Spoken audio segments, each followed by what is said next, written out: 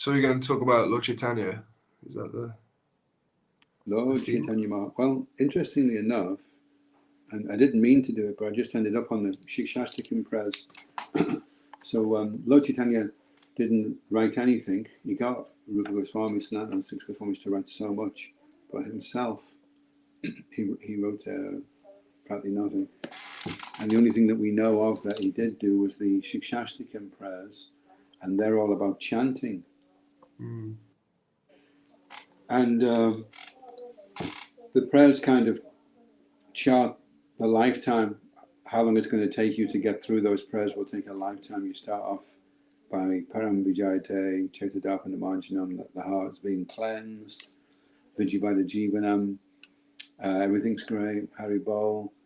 And then by the time you get to the second one, oh, but I'm so unfortunate that I have no attraction for them. So the first one is elated, and that can last for a year or two.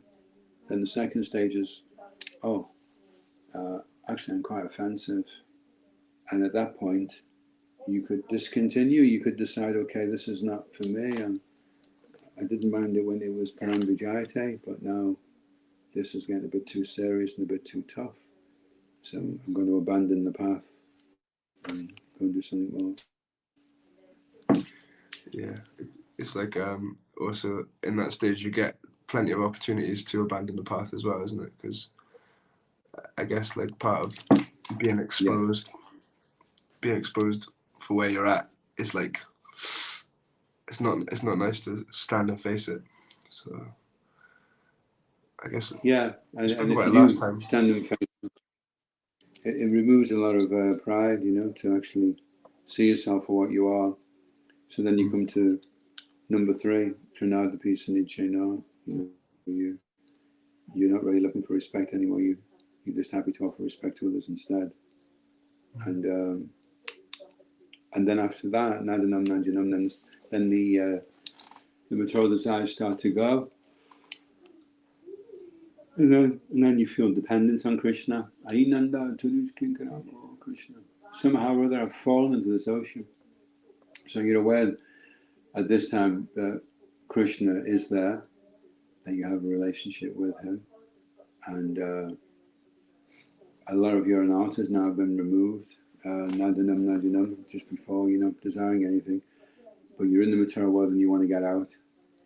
And then you go into separation, you start to feel this intense separation, and then that's when the high levels of Krishna consciousness start to come in, Interesting that kind of the gap between the second verse and the third verse, the gap between like realizing that you're a fallen and becoming humble.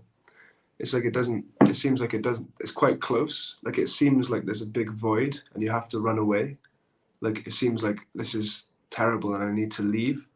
But if you just like be patient and carry on moving a little bit forward, you can use that like crush, that having been crushed, to start to think about chanting more humbly, like because you've been humbled. Yeah, sometimes we're thinking that we can circumvent that stage somewhere, that we can try and find an easier way, a less intense way of doing it, but it's part of the course. So you have to go through it. Nobody gets to being humble and showing respect to everybody and being totally, tolerant, unless they've been knocked into shape a bit. If not this lifetime, in the previous one. In the previous one, you may have got to that point where you are already humble and you take off from that level of humility. Yeah, it seems like you have to keep hitting that problem until eventually you kind of face it. This is like it's very cyclical. Like you can spot patterns in your own life of like you keep hitting the same roadblock with a different external kind of packaging, but it's the same thing. But if you can ask for help from senior devotees, that's what my secret seems to have been from that type of thing, is like, you have to like approach someone and say, how do I actually deal with this? Because if you just leave it to yourself and your mind, you're just going to keep hitting that roadblock and running away, or like trying to circumnavigate it, like you said. Yeah, generally, I mean, devotees reach turning points in their life, where they decide, shall I go on or shall I just continue? And it can just be a simple thing, like you're chanting, but you're doing it for you, for your pleasure, for your liberation, for your freedom from suffering, And to just turn that around and think, well, let me just do this to try and please Krishna. It would be really nice if I could please Krishna just while I'm chanting, and not be so concerned with myself. Because it's funny, we are concerned with ourselves, but we're concerned about ourselves in the wrong way. We're concerned about all our material desires, about ourselves. We're not concerned about ourselves as who we really are. We're concerned about ourselves as who we are conditioned with these certain menus of desires and bucket lists from past lives. They're all there, bubbling away in the background, the subconscious agenda.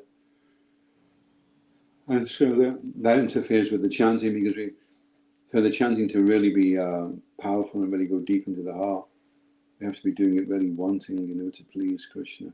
And Lord Chaitanya's saying, look, I'm giving you the holy name, and I'm also going to give you the tools that you'll need to employ to chant the holy name properly. I mean, he says, in such a state of mind, one can chant the holy name. So the state of mind is like really, really important. What is your state of mind? And the fact that he's saying you should do this indicates that he knows you're not humble, he knows you're not tolerant, you're not inclined to want to respect others. And so you're trying to do some work on yourself, some internal work, to try and change that attitude around, so that you can be like that. I wonder if you had some advice, because maybe something comes up where part of you is exposed, like some kind of unpleasant truth about yourself. It creeps out, and you feel humble or embarrassed about what you've said or done, or what advice would you give to a devotee that has that experience? Well, usually we're humble and embarrassed because we got caught out. Not because we want to give up the desires. So, we get caught with our hand in the cookie jar, and we're humbled and embarrassed, but then we're thinking, the next time I get into that cookie jar, it's going to have to be at 2 o'clock in the morning, and I'll wear really soft slippers so that nobody can hear me sliding along the carpet.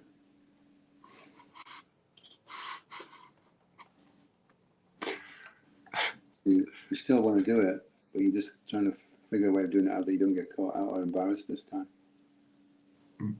So how do you stop wanting to do it? Yeah, well, that's the hard thing, isn't it? Because conditioning means it's like trying to straighten the dog's tail. It just springs back to what it was like. So it takes patience, perseverance, faith, and like you say, good association with devotees that have gone on from that, have overcome it. And maybe you can't do the whole thing in one go. Aisha Paramo Yoga is the 11th canto. An expert horseman desiring to train a headstrong horse first allows the horse to go off the path, and then gradually brings it back on by gradually pulling on the reins. And similarly, the Supreme Yoga process is that by which one carefully observes the desires and movements of the mind and gradually brings them under full control. So I don't know if I'm understanding correctly, but in one way it would be good. You're recommending to cut yourself a bit of slack, let the horse go a little bit, and then you can carefully bring it back under control. Instead of a lot of people that like whip themselves on the back. What is it called? Self-flatulation or whatever. It's like if you pull on the reins, the horse will buck, and you'll get thrown off. So if you freak yourself out too much, if you're too hard on yourself, then it's not going to be sustainable. So self-realization means becoming aware of what you're working with, and not having unrealistic expectations of yourself. You're prepared to make progress and commit to it, but it's going to take time, and you're going to have to maybe go through the whole marriage thing and children and houses and bills. And although you prefer to renounce everything, you're going to have to go through that, Yeah, I guess it takes humility to accept where you're at. It requires a humble state of mind. Well, the humility comes when you realize where you're at. When you actually, because we tend to shun reality. Even you're looking in the mirror, right? Say you've got a really big conch like me, and you look in the mirror and you think, it doesn't look so good. And then you change the angle and then, oh, that's the one. I look a bit like Brad Pitt now. And so then you're okay with yourself, So in the same way, we see ourselves in a certain way, and we kind of, and we like to see ourselves like that. So when we realize that we're not like that, that we're quite ugly, then we become humble. The pride goes away. We stop trying to be so much a center of attention, and we appreciate more that we've been given an opportunity, although we're unworthy. And humble devotional service, grateful devotional service is, actually, I was thinking about this today. Krishna says, if you become conscious of me, you'll pass over all the obstacles. And then he says, however, if you act out of false ego, not hearing me. I was thinking, wow. So if I'm hearing Krishna telling me to do something, and I'm thinking, well, maybe I won't do it, or maybe I won't do it that much, as if it's optional, then nasroshasi vinanshasi, then you'll be lost. You won't, like when you're chanting, you're hearing it, you're saying the full mantra, you're looking at a picture of Krishna, you're trying like anything to be conscious of Krishna. But what Krishna means is, when your heart softens and you feel some loving affection toward me, then I'll step in. Then I'll show you that I'm there, that I'm the mantra, that I'm not different from the mantra. At least to some degree, we would experience that. So that's the difference, is, okay, if you actually want to be conscious of Krishna, are you hearing him? Are you putting into practice what he's asking you to do? And then if you are, then you're eligible to become conscious of him. I was thinking, actually, he's reserving the right. I'm chanting away like mad, and Krishna's just, he doesn't have to appear in the holy name if he doesn't want to. He says, I'm not impressed, sorry. You're going to need to follow me more and be more devoted, more attached, more obedient to me. And then I'll step into the mantra and manifest myself. Yeah, I guess when you make that move towards Krishna, like you actually try to do the right thing by Krishna, then you generally start to experience it a little more, isn't it? Like, yeah. If you're just kind of half doing your own thing. He's not looking for much. It's like if you have scales and you've got 559 pieces of straw on one, and you've got 558 on the other, then it tips down, on the one that's got the extra piece of straw. But all you need to do is put a couple of pieces of straw on the other side, and the scale would tip completely the other way. Although it seems like, oh no, all those straws, I'm never going to be able to get that amount of straws together. But you don't see that you've already done some devotional service already. You've already done some surrender. What Krishna is wanting, it looks like it's going to need complete surrender. It's going to need, 600 pieces of straw on that one to really come down. But it isn't. It's just deceivingly impossible, it seems. But all Krishna's looking for is a tiny little endeavor to align more, follow more, with a little bit more desire to follow more what he wants, and suddenly everything comes crashing down. Yeah, it appears like an insurmountable mountain. Yeah. And all it requires is that little extra push in the right direction. Yeah. that's really, you're pushing the mind away, isn't it? Because the mind is what's turning it into a mountain, I suppose. Yeah, the mind is perceiving, because the mind speculates. So if you're on the street and someone's just told you to get lost, you've got 8 hours to go, then you're thinking, my God, I've got 8 hours of people just telling me to get lost. So that's a total speculation. Someone only told you to get lost in the first 5 minutes. Another 10 minutes, somebody may come and give you 100 quid. If somebody comes and gives you 100 quid, then the mind's like, oh my God, I don't want to go back. How many people? Got 7 hours left. If I get 100 quid every 5 minutes, my God, I could collect £20,000. Oh, and the mind's totally the other way then, It's all speculation. Yeah, I told you about that. Like last week, I was doing I was using the clicker to count rejections. So that was my goal was, I want as many rejections as I possibly can. I wanted to get 2,000 rejections in the day. So I was like furiously trying to stop everyone. Like, and it was like, okay, yes, thank you. You said no, you said no, you said no. And then like every maybe 5 minutes, someone would give a fiver and take a book. Like it was like, and I was like, okay, that's nice that you gave a book, but I didn't get a click, so whatever. Completely detached from giving out books and collecting Lakshmi, honestly. Like, Yeah. And I got to a point around like 1,600 rejections where I was just like like all of the mind just disappeared, and I was just like giggling and just funny and like, and then the last 400 rejections was really hard because everyone was stopping because I was just lighthearted. I didn't care. I was just like, hey, how are you doing? Take a book. It'll be fun. Just read it. Give me some money. And it was the biggest day of Sankirtan I've had in maybe a couple of years, and it was just like, it was really very like ecstatic. Like, to be honest, like it was really nice. Right. Yeah. And then I got to 2,000 rejections and went home. It was nice, like. That could be, if we ever put a book together on Sankirtan, that could be one of the chapters in it, is how to deal with no. Because no is it's the most difficult word to hear when you're on Sankirtan. Someone saying no to you.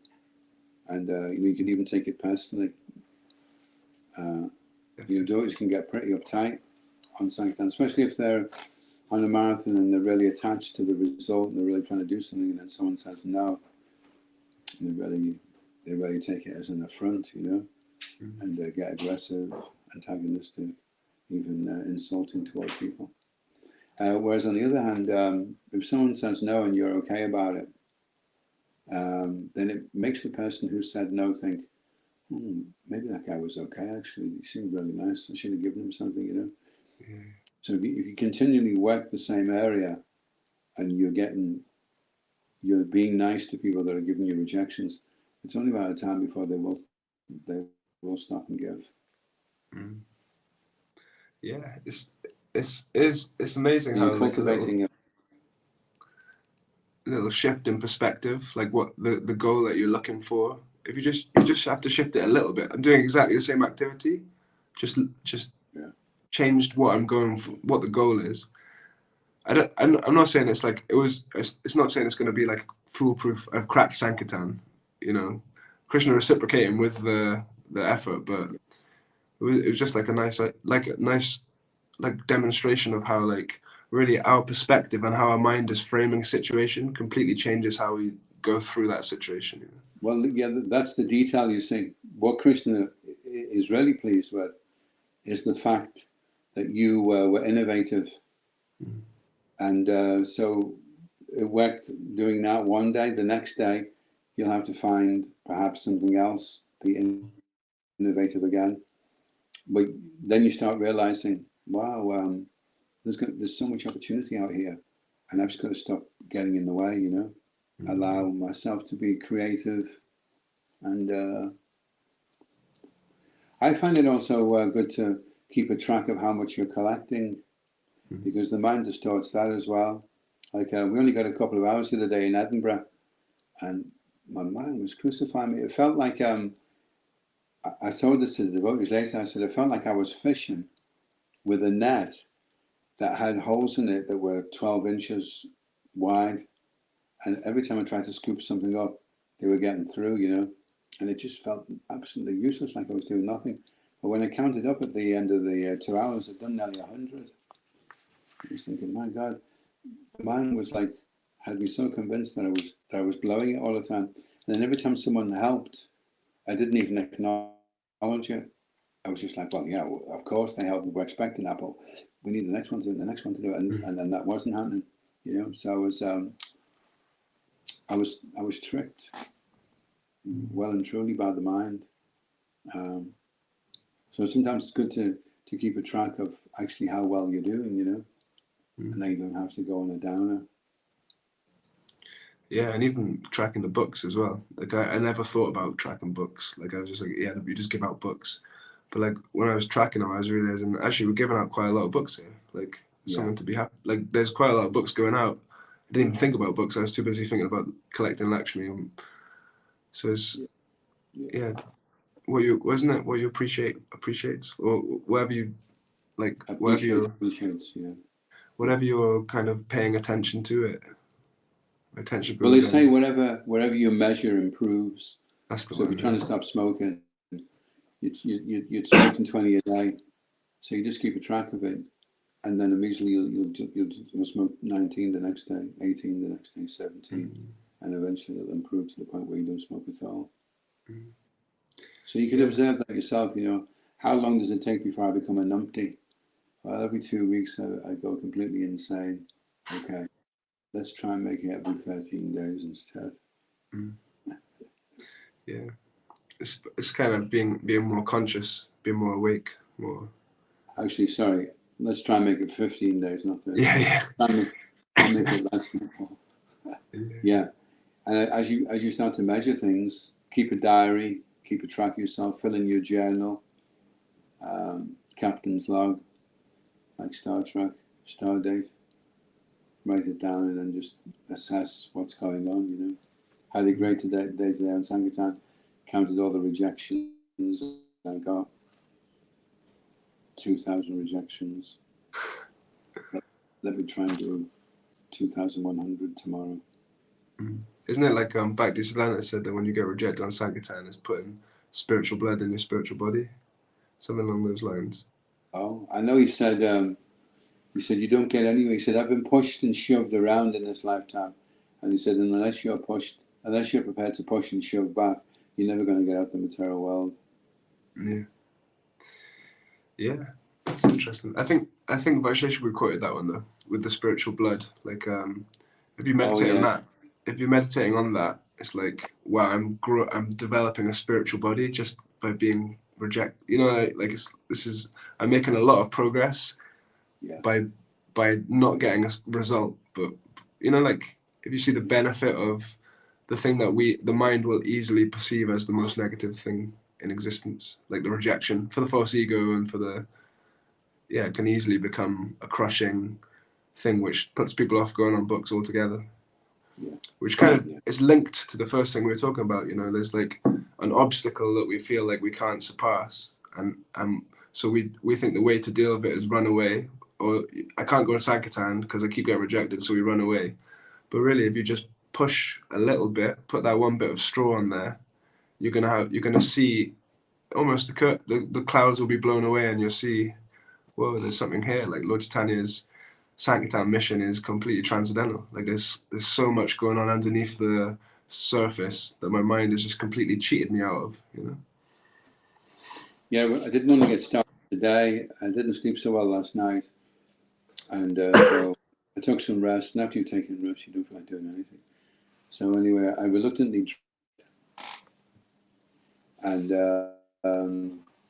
at the same time I was thinking Krishna's going to make some far out arrangements for me, and same as always, and that's exactly what happened. There was all these far out things, just little things here and there all the time. It was decorated throughout the entire day, just like mini miracles, and everything falling into place. And at the end of the day, a couple of nice things happened, and I collected another 60 quid in about like 10 minutes. So it was just like a nice little cherry. It was like Krishna knew that I wanted to finish and get back early. So just before I went, because I'd been working hard, he just threw that little cherry in on the end, That was nice. Yes. It is really amazing when you can start to tune into the miracles on Sankirtan. Yeah. Even in any kind of contact with Krishna consciousness, there's like unlimited miracles which can be sprinkled on you. Like if you're actually Krishna conscious, you can see how everything is a miracle. Like even Do you like, remember that far out thing that Kartik Chandra said? The devotees were asking Prabhupada, because we're talking about Lord Chaitanya, so they were asking Prabhupada, Prabhupada, what is that blissful feeling that you feel when somebody gets a book on Sankirtan? And Prabhupada said, that's Lord Chaitanya embracing you. mm, Well, that's powerful. That's really powerful, because you can stand in front of the deity of Lord Chaitanya all day and you won't see him, you know. And you can go and give somebody a book and he'll embrace you. mm. So I think my choice would be get out and do some books. Yeah, I was reading these 8 prayers to Lord Chaitanya by Mahāprabhu and Bhattacharya, and one of them was saying that just a drop of Lord Chaitanya's mercy is enough to liberate the entire 3 worlds. Just a little drop. So like the idea of going out on Sankirtan, and that's a method of actively attracting or appealing for Lord Chaitanya's mercy. You know, and that compassion, and that because another thing I've been meditating on recently is this idea of compassion, and how, what does compassion mean? Like it's like empathy, but it's active empathy. So you feel someone's pain and you want to help them. And I was thinking about this on book distribution, is we're actually acting very compassionately, even if we're not aware of what we're doing, because we are actively giving them something, some kind of connection to Lord Chaitanya, giving them just a little drop of his mercy. Like actually Sankirtan is a huge act of compassion, whether you're aware of it or not, you know. And like if you can become aware of it, then it becomes like it's like you've entered another dimension, because Lord Chaitanya's compassion is, you know, it's the same as, isn't it? Lord Chaitanya is Radha and Krishna combined, so it's the mood of Radharani. So it's like, well, I don't know. When you're on Sankirtan, 2 things are happening. You're realizing that you're being used by Lord Chaitanya. You know, he doesn't have to use you; he could do it anyway. He's given you the privilege of allowing you to be the vehicle through which he's going to give that mercy out. And he's already decided which ones he wants to get the mercy. So then it's a question of, are we going to stand in the way of that? Or are we going to go with the flow and let it unfold, let the whole distribution of God unfold? Yeah. And yeah, you hear, if you listen to like Mahotsa, you listen to any interviews with Mahotsa, who's doing like insane things on Sankirtan at the moment. Yeah. And that's his whole thing, is he's just getting out of the way, you know. Yeah. Yes.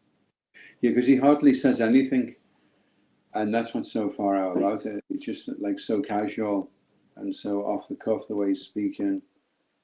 So the person doesn't feel threatened at all. It's just like, okay, just goes along with it. Of course, there's a whole mystical thing going on as well, as you may do exactly the same as him, and it just doesn't work for you, because it's what's going on internally as well. Yeah. It's you know, everything is kind of hand given to you by Krishna, isn't it? So even if you're getting smashed, it's actually, it's like Krishna's in the mix for, especially with Sankirtan. It's like everything is, Lord Chaitanya's personally there, you know. Again, the personal administration of medicine, and if you can remember that, then it makes the smashing a little bit less. But it's how to remember that, isn't it? Like how to stay Krishna conscious through a smashing, I think, is the, you know. Yeah, when you're getting smashed, it's usually quite bewildering, you know. And then you just got to have the faith that you need to hang on. And then in retrospect, you'll see exactly why it had to happen that way. But generally during it happening, you just want it to be finished as quickly as possible, you know. Because you're not aware. Yeah, and that's also linked to that thing we began with, is like devotees have some obstacle that they come up to, and it's like you don't have to.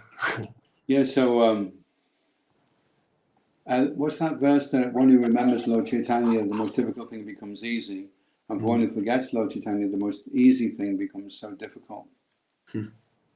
So remembering Lord Chaitanya, like Krishna's saying, become conscious of me, it means a little bit more than just being conscious of Krishna, and a little bit more than remembering Lord Chaitanya. It means that you invoke their mercy.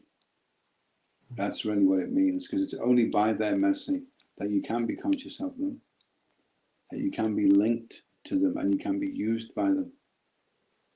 And the way you get that mercy is by making the endeavor. And then Krishna reciprocates these things. Okay, I'm going to use this guy. And as long as his false ego doesn't get involved, as I'm using him and giving him all this ability, he won't be taking the credit for it. That's the really hard part. Yeah. Be but an instrument in the fight. And, yeah. You have a right to perform your prescribed duty, but you're not entitled to of action. Never be attached to not doing your duty. And never be attached to the cause of the results of your activities, and never be attached to not doing your duty. Yeah. Yeah. This is like this is life, isn't it? If you can live like that. Yeah. Just do your duty. Fight for the sake of fighting. Don't consider happiness or distress, loss or gain, victory or defeat. Yeah. And by doing so, you remain free from fear. Yeah, it's all there in the Bhagavad Gita. What's amazing about Sankirtan is like, if you actually just stick into... I was listening to Govinda Maharaj, and he said, you should be reading Bhagavad Gita every day like you brush your teeth. There's no question. Yeah. It's just every single day you read Bhagavad Gita. Yeah. And I was reading the 18th chapter the other day, and so many verses were so poignant, it was so, wow. I've read I read the Bhagavad Gita, and as soon as I get to the end, I just start again, So I don't know how many times I've read it now. But it's so amazing, because if you become conscious of me, you'll pass over the obstacles of conditional life. That meant one thing to me, but now it means something else, because the second part is saying, if you do not hear me and act through false ego, then you'll be lost. And I'd kind of understood both points separately, but I hadn't really connected that being conscious of Krishna means you follow what he wants, and then he reciprocates by unconscious of me is you could just take that as thinking like, oh, I'm remembering Lord Chaitanya, I'm conscious of Krishna, why I've got all these problems. Because you're not really remembering Lord Chaitanya, and you're not really conscious of Krishna. You just think that you are. You've got a shallow understanding of what being conscious of Krishna means and what remembering Lord Chaitanya means. It's shallow. So we're getting smashed to try and go deeper, to see that this is not, it's too shallow to give you proper shelter. You'll need to really go deeply into this, and then you'll get the proper absorption and it's like the proper empowerment. Like I think Dave Maharaj said that a devotee should be very deep, because just like the ocean, there's waves that are on the surface, and if you're a shallow devotee, then the waves are going to crash you, and you're going to suffer. But the deeper you go, the waves are not disturbing you anymore. So that depth, and that depth can only come through these little smashings, isn't it? Like I think because that's how no, not necessarily. No? Krishna's asking us to be introspective and to use our intelligence, and if we do that, if we're proactive in our Krishna consciousness. But because we're Mandasamanda Mataya or Mandabhagya, Prayanalpaisasa Ya Kala Yugi Dasma, Mandasamanda Mataya Mandabhagya Yupadru, because we're lazy, misguided, and looking above all always disturbed, then we need to be shaked out of that.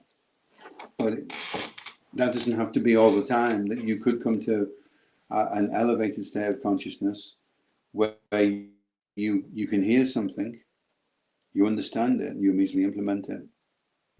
Not the school of hard knocks anymore. Yeah. Because you will get fed up with it after a while. If you keep going through the school of hard knocks, after a while you're thinking, this is a bit intense, keep getting smacked on the head with the hammer, and I'm not getting it right. I'm never going to get it right, you can be like that. So better that we wise up, and in our proactive Krishna consciousness, we think, I'm going to do this. I'm going to go the extra mile. No one's asking me to go out today, but I'm going to take advantage of the opportunity, and I'm going to go out. Then Krishna's pleased by that, because your Vaidhi is you're doing it because you're being told, and Raganuga Bhakti is you're doing it because you really want to. And even though you don't really want to, if you can really want to, then you're imitating Raganuga Bhakti, and imitation of a good thing is good. Mm. Yeah. So like even if even if you're falling short of where you want to be, if you still want to be going there, then it's a good thing, right? Yeah. Like you have that ideal version of yourself, and you could be forgiving to yourself if you fall short of that mark, you know. You're pursuing something, and that doesn't mean you're going to be achieving it immediately. And you understand that. They say obstacles are things that you see when you lose sight of the goal.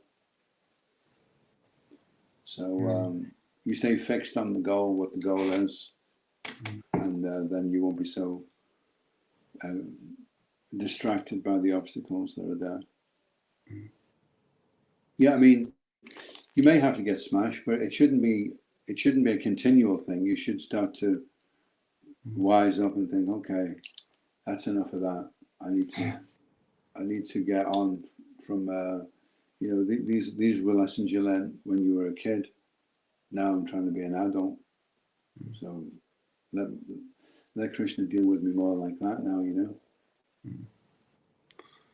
Nice. Yeah, I like it. I think that's a nice podcast.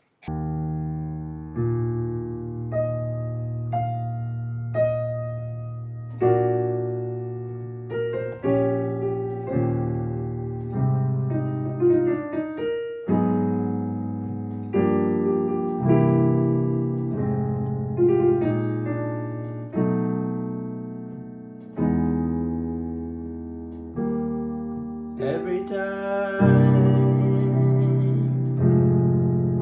we say goodbye, I die a little. Every time we say goodbye, I wonder why a little. Why the gods above me, who must be in the know, think so little of me? They allow you to go. The gopis are always blaming Providence for separating. When you're near, there's such an air of spring about it, and I can hear a lark somewhere begin to sing about it. There's no love song final, but how strange the change from major to minor every time we say